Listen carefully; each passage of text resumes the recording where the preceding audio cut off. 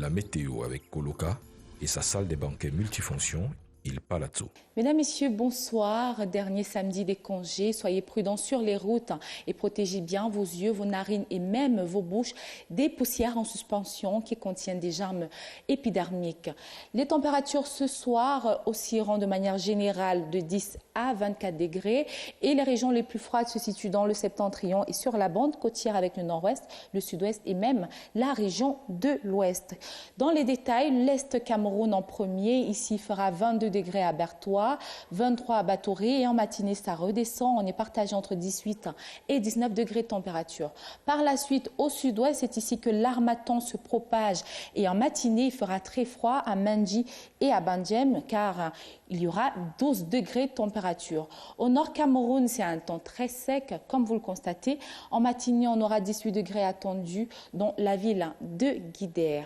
La région du nord Cameroun abrite le fameux barrage de lac d'eau. N'hésitez pas à aller le découvrir. Excellente soirée.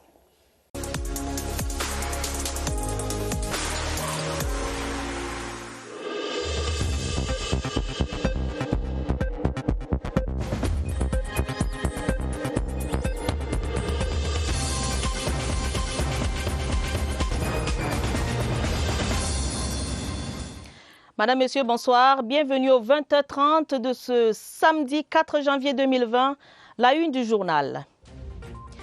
Nomination, mission, action. Un an déjà, jour pour jour, que le gouvernement Dion Ngouté est à l'œuvre. L'anniversaire retient l'attention du 20h30. Une nation forte, debout et solidaire de ces populations victimes d'atrocités, une nation forte et déterminée sur le chemin de la paix.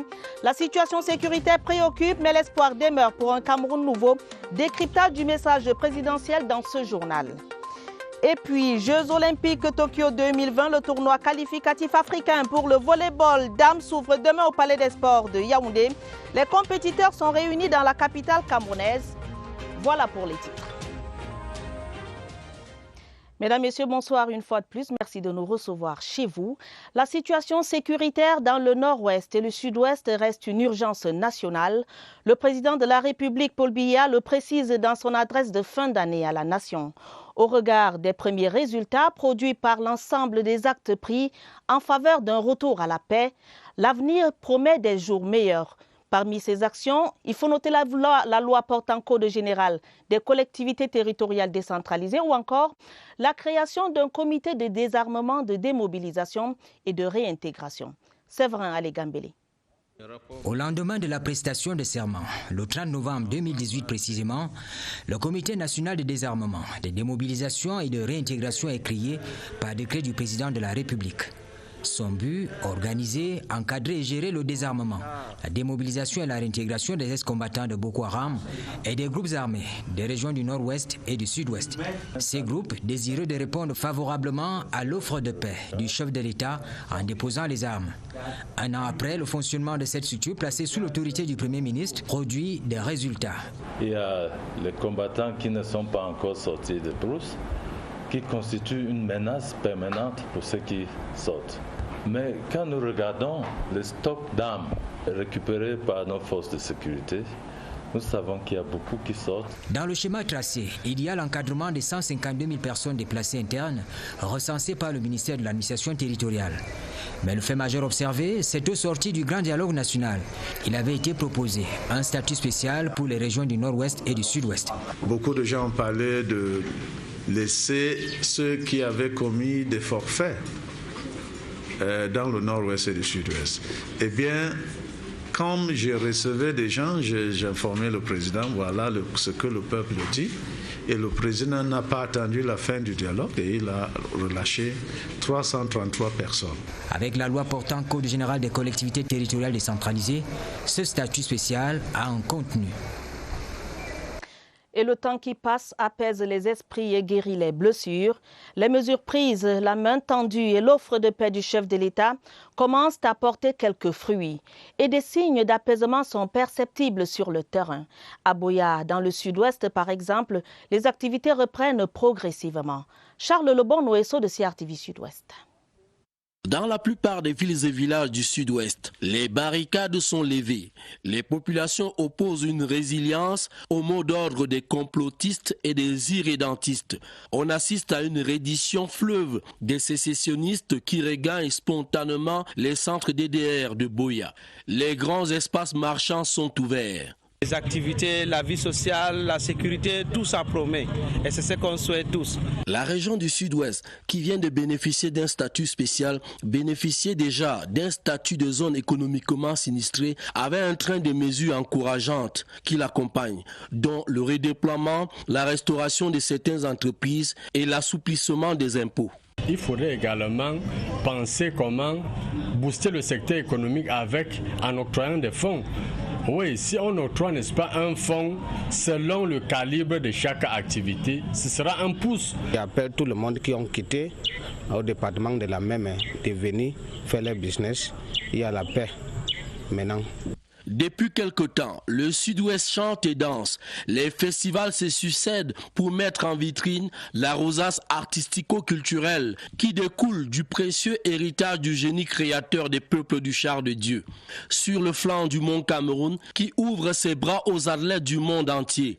Sur les stades de Limbe et Buea, le football est une attraction qui fleurit avec un public acquis qui attend les grandes compétitions. Des moments d'évasion pour ces populations qui n'aspirent qu'à vivre dans la paix. Et ce don spécial du couple présidentiel en faveur des déplacés internes dans les 2 régions victimes de la crise sociopolitique qui parvient aux bénéficiaires, le convoi humanitaire s'est arrêté à Limbe pour y décharger son contenu destiné aux déplacés. Brigitte Mbosé de CRTV Sud-Ouest. Du baume dans les cœurs meurtris de près de 700 déplacés internes de Limbe, Tiko et Idenao. Ils viennent de recevoir les cadeaux personnels du couple présidentiel. Des matelas, des denrées alimentaires et de l'argent pour assurer leur transport. On est content. On dit merci à papa pour bien. Que Dieu le bénisse, garde longtemps. Pour qu'il fasse que la paix vienne au Cameroun, pour que nous vivions comme on était avant. On m'a tout boulé à Econa. Très chose, ça va m'aider. Je suis content. Pour ce temps, le président de la République, à Maman Chantal Biya. Pour le délégué du gouvernement auprès de la communauté urbaine de Limbe, ce geste de cœur du chef de l'État vient à point nommé. Le chef de l'État, c'est sa femme, Madame Chantal Biya, a bien voulu faire ce geste pour que cette population déplacés internes puissent aussi vivre les moments de joie pendant cette période de fête. Le délégué du gouvernement a par ailleurs saisi cette occasion pour réitérer l'appel du chef de l'État à l'endroit de ceux qui sont encore en brousse afin qu'ils déposent les armes et donnent enfin une chance à la paix. Cela fait exactement 365 jours que Joseph Dione Ngouté occupe le fauteuil de Premier ministre chef du gouvernement. Depuis l'entrée en service du gouvernement Dione Ngouté le 4 janvier 2019, plusieurs actions ont été menées et des missions conduites. Parmi elles, et pas des moindres, l'organisation du Grand Dialogue national sur hautes instructions du président de la République. Les 365 jours chrono du PM avec Laurentine Bokono. L'OTAN n'a point suspendu son vol depuis le 4 janvier 2019 dans les services du Premier ministre.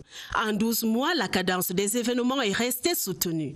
Joseph Dione Ngouté s'est fait connaître et a levé un pan de voile sur son style et sa touche personnelle comme chef du gouvernement. Sur sa table, la feuille de route dressée le 16 janvier 2019 lors du tout premier conseil ministériel. Le président de la République vient de nous tracer sa feuille de route. Il a demandé la collégialité, il faudra demander la solidarité gouvernementale et l'ardeur au travail. Si les chantiers étaient aussi divers que variés, le plus urgent de tous était assurément le retour à la paix dans les régions du nord-ouest et du sud-ouest, en proie depuis plus de 3 ans à une crise sociopolitique.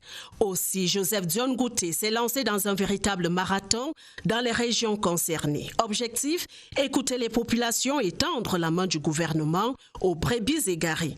Messager du chef de l'État à l'occasion, Joseph Dione Ngouté n'a ménagé aucun effort de Bamenda à Boya, de Kumba à Tiko. C'est donc sur la foi de la moisson ramenée du terrain et de nombreux autres éléments à sa disposition que le chef de l'État convoque le grand dialogue national tenu du 30 septembre au 4 octobre 2019 à Yaoundé. On savoure aujourd'hui et pour longtemps encore les retombées de cette belle initiative présidentielle. Et parmi ces retombées, il y a le retour progressif à la paix dans les régions du nord-ouest et du sud-ouest. Ça s'améliore. Mais nous attendons un peu plus. Dans les champs de l'économie, beaucoup était attendu. La stratégie gouvernementale pour doper la production locale des produits de grande consommation afin de satisfaire la demande nationale et réduire les importations qui creusent chaque jour le déficit de la balance de paiement.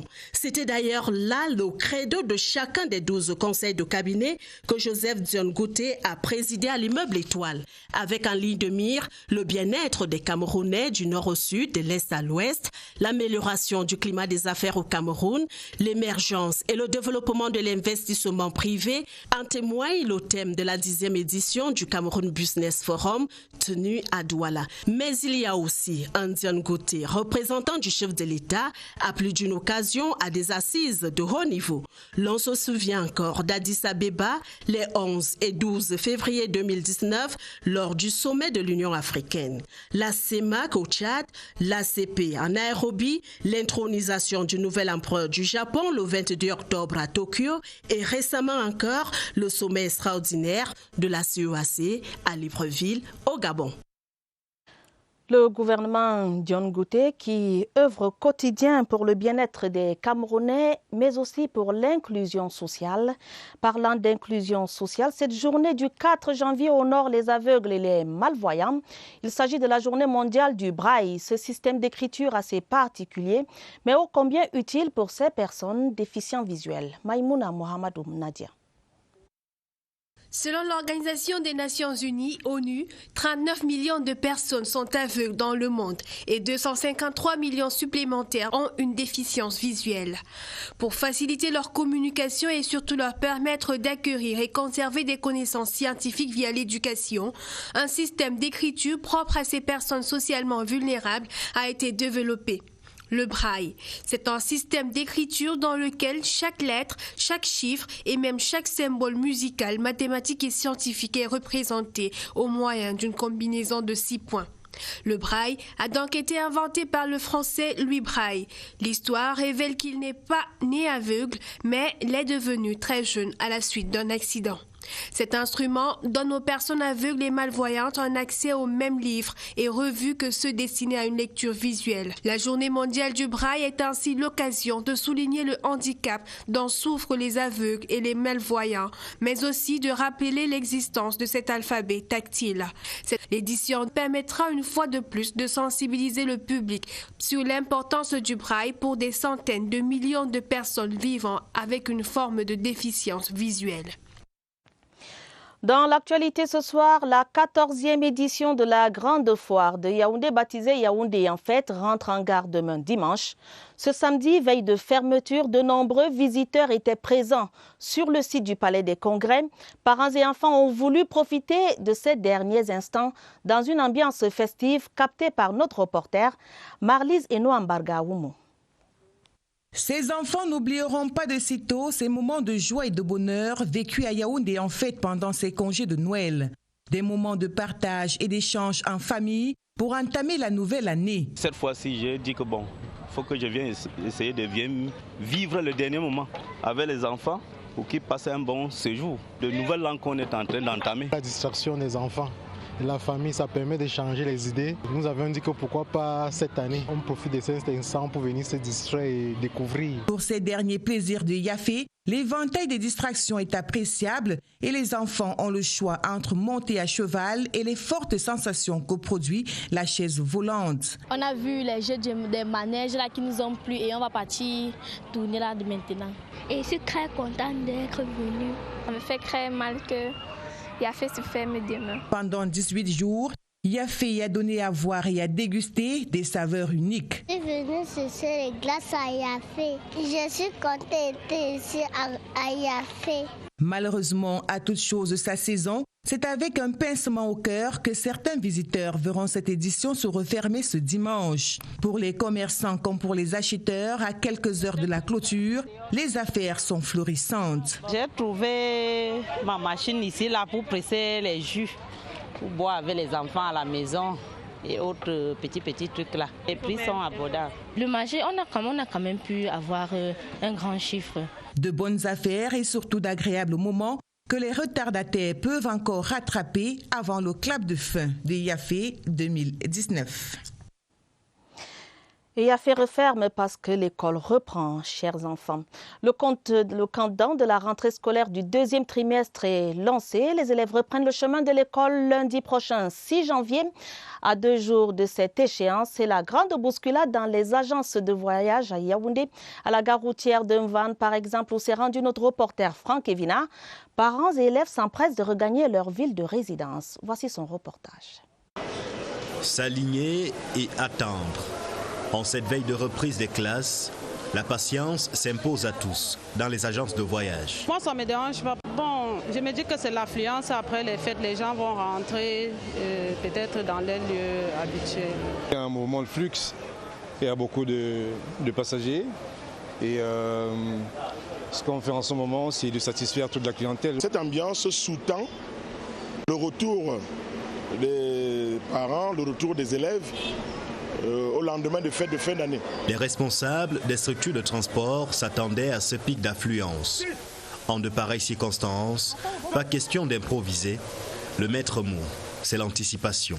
Gouverner, c'est prévoir, gérer, c'est anticiper. C'est une politique qui est mise sur pied dès le début pour pouvoir faire face à l'affluence. On essaie de faire telle sorte que les voyages aillent un peu plus vite pour satisfaire tous les passagers qui doivent rentrer chez eux.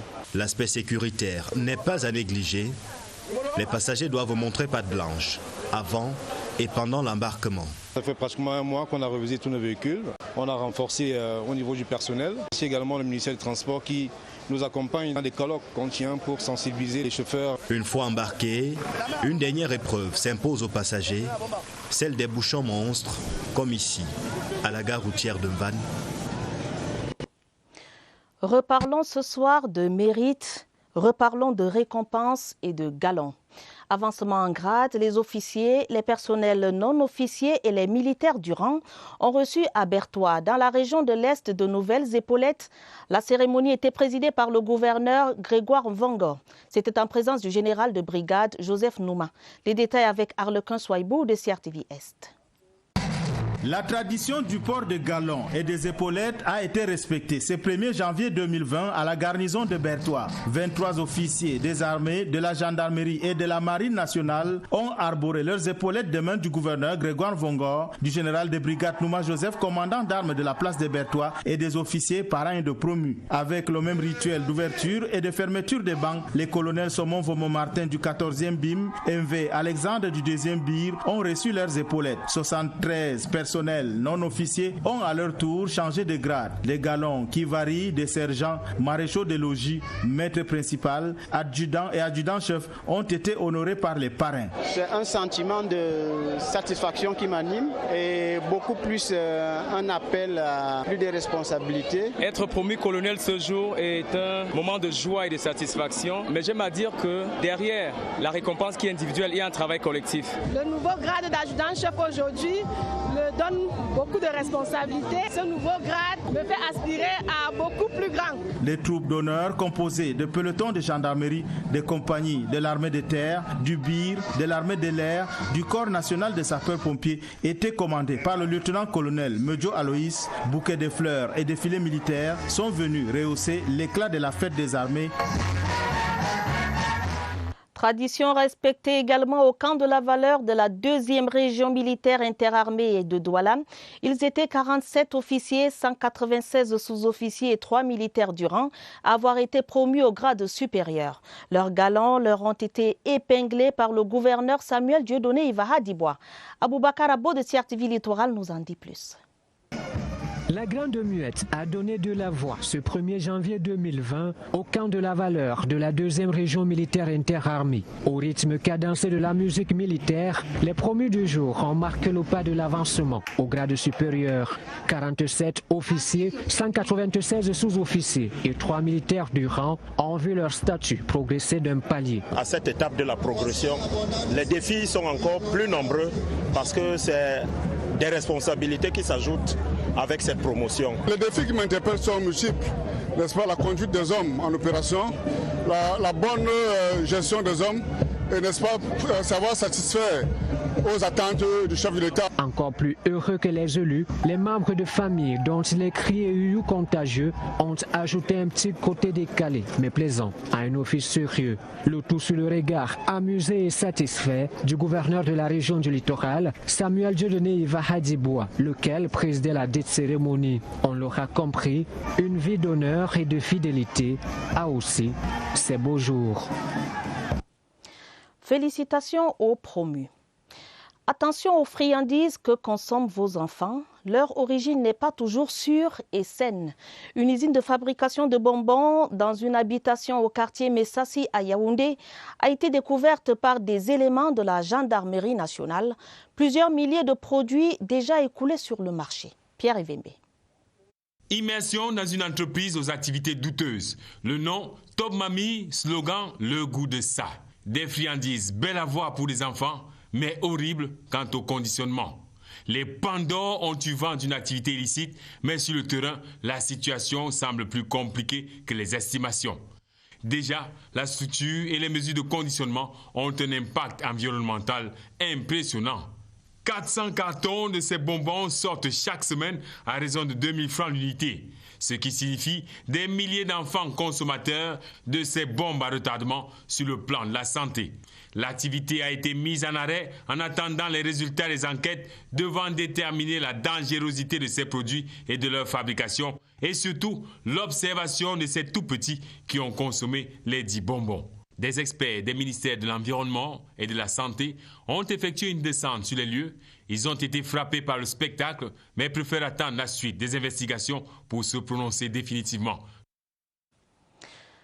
La vie dans les partis politiques. Allons à Baham, dans les hauts plateaux, région de l'Ouest, où les militantes et militants de la section RDPC au plateau centre-ouest s'engagent à garantir une victoire sans précédent aux listes investies par leur parti aux élections à venir. Ils l'ont dit au cours d'une concertation tenue ce week-end sous la houlette de Didier Kamdem, le président de la section au plateau centre. Laurent Chissoukbe nous en dit plus. Baham, chef-lieu du département des Hauts-Plateaux, espace politique controversé, prend conscience des enjeux du double scrutin du 9 février prochain. Pour y arriver, pas mieux qu'une conférence de section déroulée en 2 temps. L'objectif est clair, celui de tordre le cou au mot d'ordre de boycott. J'ai entendu un parti politique dire que ces militants n'aillent pas aux élections.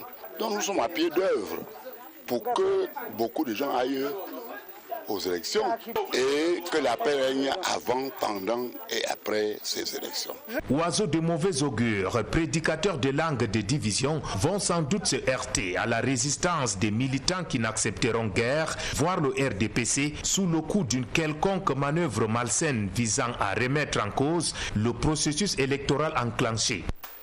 Je voudrais dire au peuple Baham et à la population du département de Haut-Plateau que ils sont des citoyens et des citoyens appartiennent à la République et non à un parti politique. Aucun président de parti politique ne peut empêcher un citoyen d'aller accomplir son devoir citoyen. Le huis clos s'est achevé un peu plus tard dans la soirée en présence du chef supérieur Baham, Sa Majesté Poka Max. Le même engagement a été pris dans le Mayo-Kani, région de l'extrême nord. Le meeting de Moutroua était l'occasion pour les militants et sympathisants du RDPC de réaffirmer leur soutien et remercier le président Paul Biya pour la confiance placée en leur fils nommé à d'importants postes de responsabilité. Plus de précisions avec Bakary Galdima. L'arrondissement de Moutourwa se souviendra encore pour longtemps du choix du chef de l'État porté en leur fils.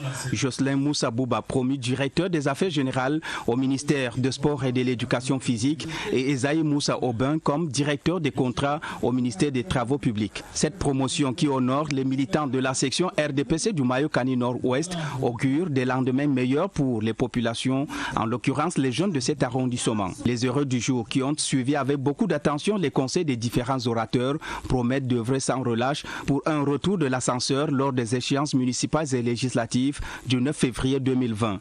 C'est un signal fort pour dire que tout Moutourwa est derrière son excellent Paul Biya. Et certainement, les élections qui arrivent dans les prochains jours, c'est-à-dire le 9 février, Moutourwa va voter le RDPC à 100%.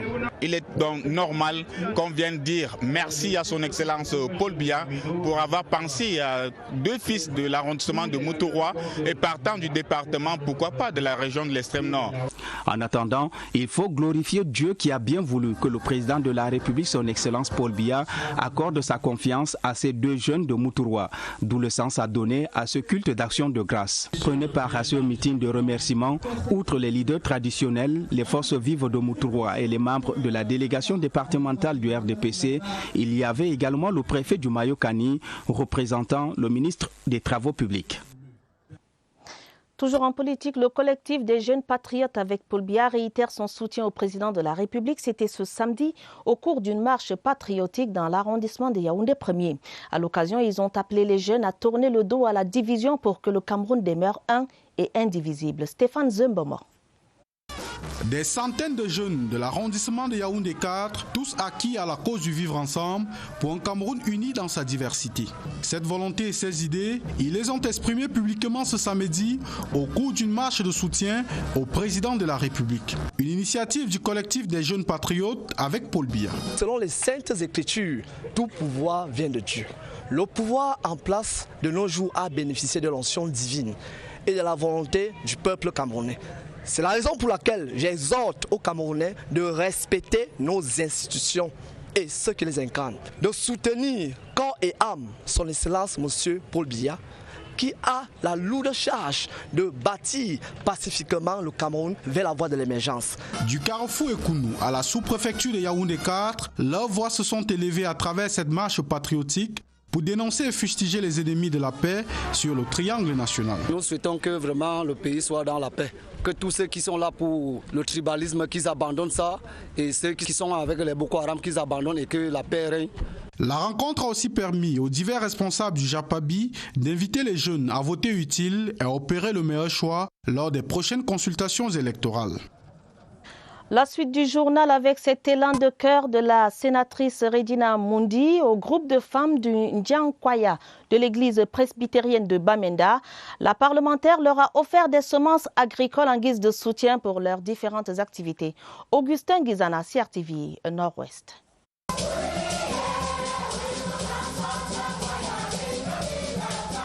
Manger à la fête, c'est bien, mais avoir des semences agricoles pour avoir assez à manger sur la table lors des prochaines fêtes, c'est encore mieux. C'est l'objectif du don des semences de maïs à certains groupes de femmes du Ndiankwaya de la Presbyterian Church Ntamlo par la sénatrice Regina Mundi.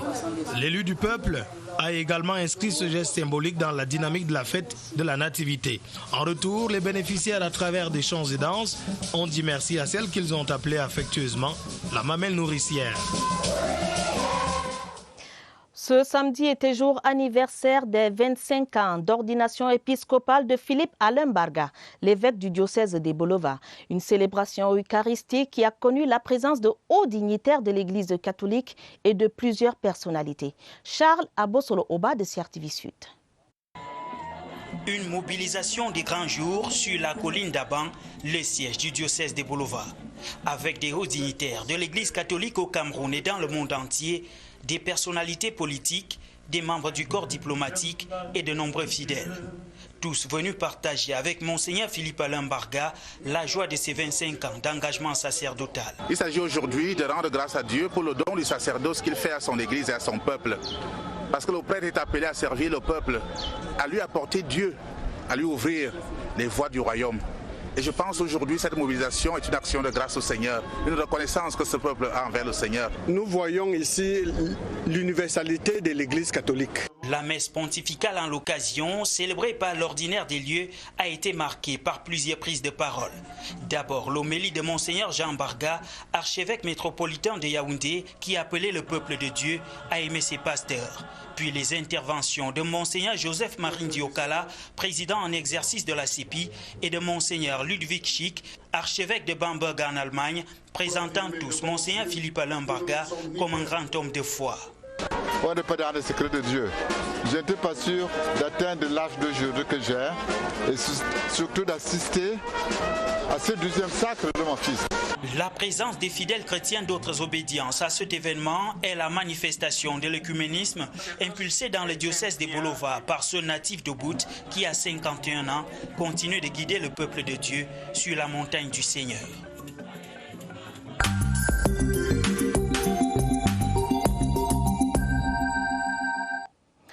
Feuilleton ce samedi l'ouvrage intitulé « L'attachement au sol natal », un recueil poétique dans lequel l'auteur Ernest Alima fait la promotion du patrimoine et invite les Camerounais à opérer un retour aux valeurs du vivre ensemble et de cohésion sociale. Le livre de la semaine a été lu pour vous par Stéphane Zebomo. Voici un ouvrage qui enseigne et renseigne sur les bienfaits du patriotisme dans un contexte où l'amour pour sa patrie tend à perdre sa valeur. L'attachement au sol natal sonne tel un aveu d'amour, un serment d'allégeance à la mère patrie de l'auteur, le Cameroun. L'auteur le confesse avec passion pour rappeler aux Camerounais qu'on n'est jamais assez bien ailleurs que chez soi. On croit que l'Europe, l'étranger, c'est le paradis, mais c'est faux. On est mieux que chez soi. L'amour de la patrie ainsi que la démocratie sont et demeurent pour tout pays des atouts majeurs, générateurs de liberté, d'harmonie, de progrès et de bonheur. C'est l'amour du pays qui m'a poussé à écrire. J'ai dit même dans mon livre que j'aime ma patrie jusqu'à l'idolâtrie. Je peux dire que j'aime énormément ma patrie jusqu'à l'adorer comme un Dieu. Dieu nous a créés pour vivre, n'est-ce pas, unis et non divisés. Pour l'auteur, dire qu'on aime sa patrie ne devrait pas être une simple vue de l'esprit, de 20 mots. Cela devrait se traduire au quotidien par des actes concrets de solidarité, d'amour, de respect mutuel. Des éléments propices au vivre ensemble et à la cohésion sociale pour un Cameroun un et indivisible. En sport, tournoi africain de volleyball dames qualificatif pour les Jeux Olympiques Tokyo 2020. La compétition débute demain dimanche à Yaoundé. Les 5 sélections annoncées ont effectué leur dernière séance d'entraînement ce samedi au Palais Polyvalent des Sports de Yaoundé.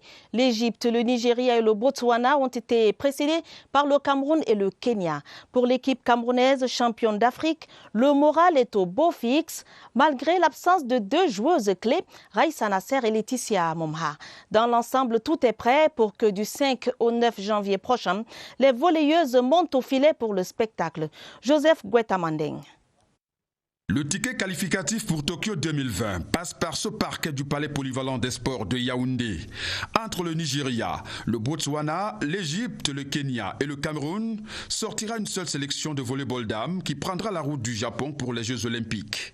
Malgré l'absence de Raïssa Nasser et Laetitia Momha, 2 cadors de la sélection camerounaise, les Polish, l'entraîneur René Akono nourrissent des ambitions dans ce tournoi de Yaoundé. On est venu pour obtenir cette qualification. On va tout donner, on va mettre toutes les chances de notre côté pour obtenir cette qualification. On sait que ça ne va pas être facile. On compte toujours sur vous. On sait que vous êtes toujours là pour nous soutenir et on espère que cette fois-ci vous serez encore plus nombreux. On veut voir la salle vraiment pleine à craquer. Le public devra donc se mettre à contribution pour pousser l'équipe camerounaise vers un autre sacre.